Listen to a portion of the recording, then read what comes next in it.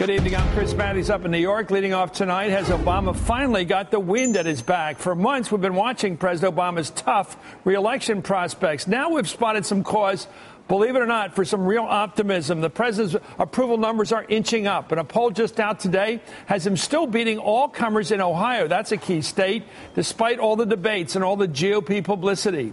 And Republicans can't seem to settle on a candidate because it seems they really don't like any of them. Maybe the president's non-campaign campaign speeches are also helping.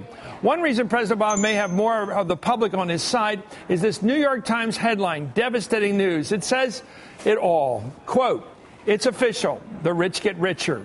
A new nonpartisan report shows that over the past 3 decades, that's the last 30 years now, the top 1% of earners nearly quadrupled their income, more than doubled, this is the key fact, doubled their share of the country's wealth. And a New York Times CBS poll out today says that 69% of Americans believe Republican policies favor the rich. So exactly who is guilty of class warfare? Also, Rick Perry's poll numbers are dropping into Michelle Bachmann territory, which is practically nothing, which may explain why he's dug that old birther stink bomb out of the basement. And now 2 big-name Republicans, grown-ups, if you will, Jeb Bush and Haley Barbour, have told him, Rick Perry, please stop it already. You're helping Obama get reelected.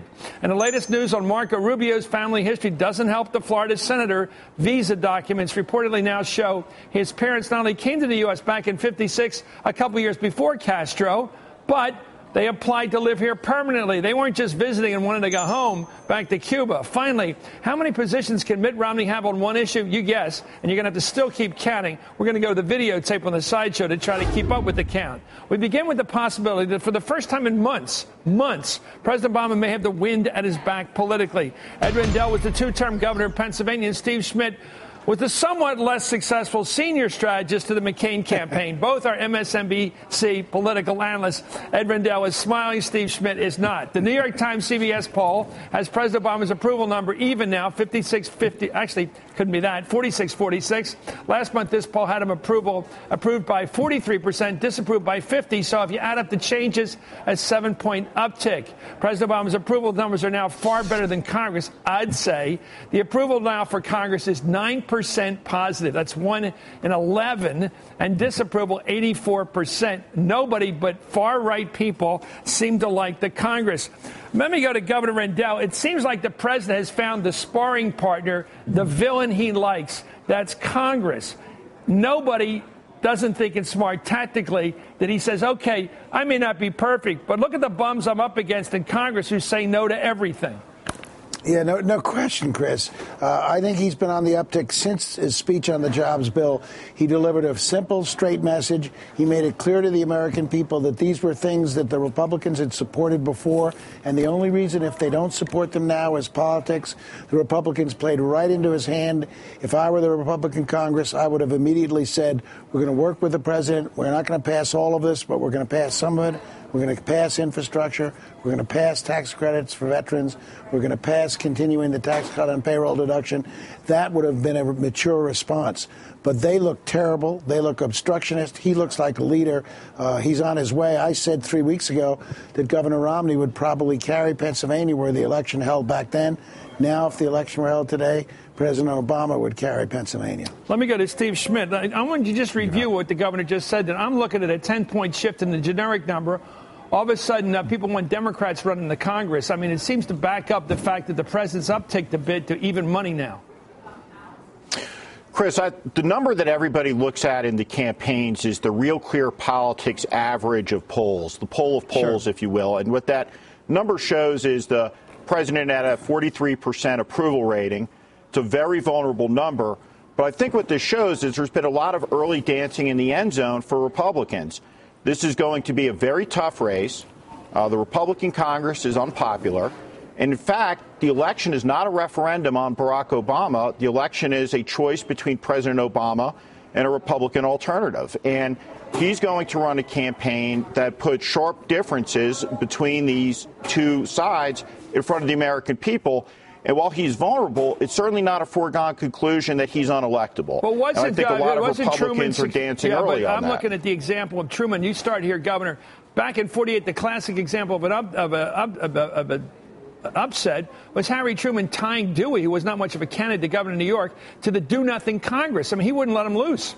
Sure. I mean, he hardly mentioned Governor Dewey's name. He just kept beating up on the Congress. And look, one of the things that's important, it's not just negative. He's starting to look more like a leader, Chris. He's starting to talk about things that resonate with people. He's starting to deliver a simple message. Pass this bill was a great, whoever thought up that, it was a great, simple, and direct message. If you want to create jobs, pass this bill. Anybody who doesn't is obstructionist. I mean, they're doing things well. I think substantively the nation needs parts of this bill desperately. But I think politically they've been the best they've ever been.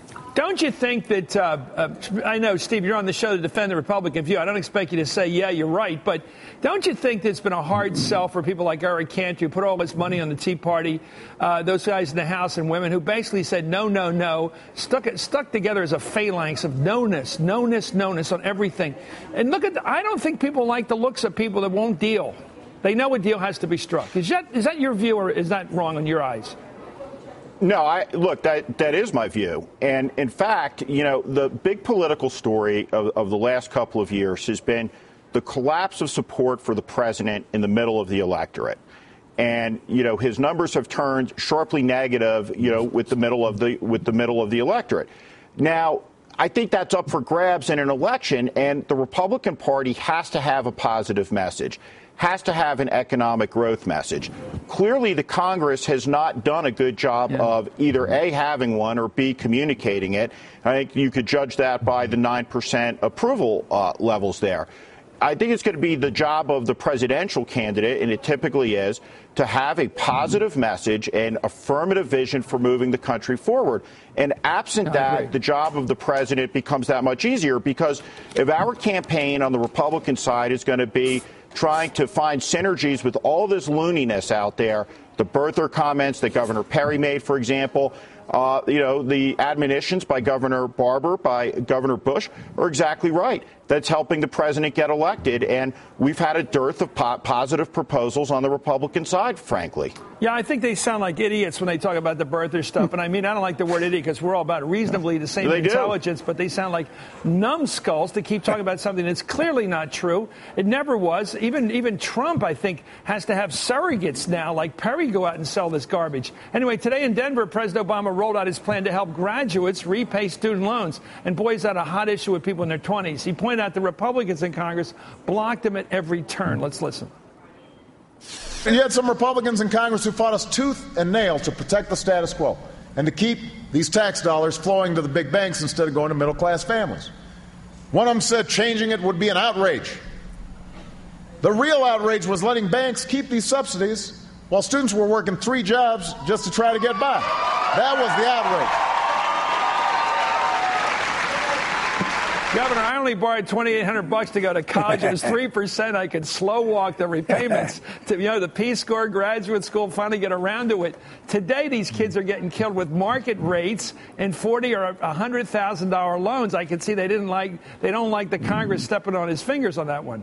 Sure, and there's a big difference, Chris, between a populist message and class warfare. The Republicans don't want to categorize everything as class warfare.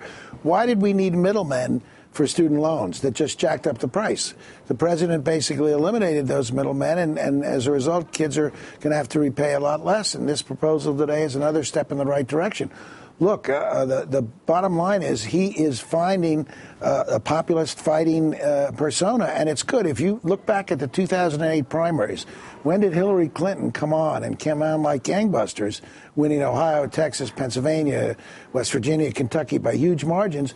It was when she found that populist voice. People want someone who's going to fight for them. You are still carrying that torch, aren't you? You are a loyalist. What a guy. Anyway, President Obama again criticized Congress today and asked the audience to join him. Let's listen. Tell them, do your job. Tell them the president has ideas that in the past have been supported by Democrats and Republicans. There's no reason not to support them, just to play politics. It's time to put country ahead of party. It's time to put the next generation ahead of the next election. It's time for all of us in Washington to do our job. It's time for them to do their job. Well, here's some fun from yesterday. Jay Leno of NBC asked the president about criticism from Republican lawmakers. Let's listen to Jay and the president. When Mitch McConnell says our goal is to make this guy a one-term president, yeah. I mean, why does that anger you? How is that a goal? That doesn't help. Well, look, I think the thing that folks across the country are most fed up with, whether you're Democrat, Republican, Independent, is putting party ahead of country or putting the next election ahead of the next generation. Well, I would say that was a big applause line. They cut off the tape there, but I know that Jay Leno audience, they're middle brow, regular people. Steve, the president's there with the high ground. Look, one of the things that he's doing, they have a deliberate strategy to do it, is trying to seize the high ground of reasonableness in the debate, to go out and deliver a message to the American people that I'm willing to work with the other side. I'm on your side. I'm trying to move the ball forward. I'm trying to alleviate the pain of this catastrophic economy out there. And to the extent that Republicans don't have a plan, don't have a vision, aren't able to articulate it, we make it easy for him. Okay, is there any chance? We're running out of time, Steve. I got to nail you with this one. Bill Kristol, a smart guy, neoconservative, in other words, somebody that Herman Cain never heard of, came out the other day and said, we need more candidates to get in this field. You're the expert. You ran the McCain campaign. Any chance that anyone in the following will jump in this race? Mitch Daniels of Indiana, Mike Pence of Indiana, Paul Ryan, and Jeb Bush. Any chance of anybody jumping in the field? Are we stuck with probably Romney versus Cain at this point?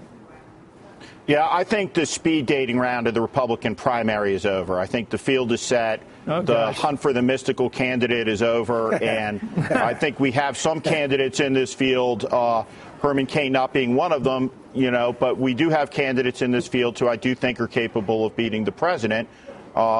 It's going to be a tough fight. Name one besides Mitt Romney.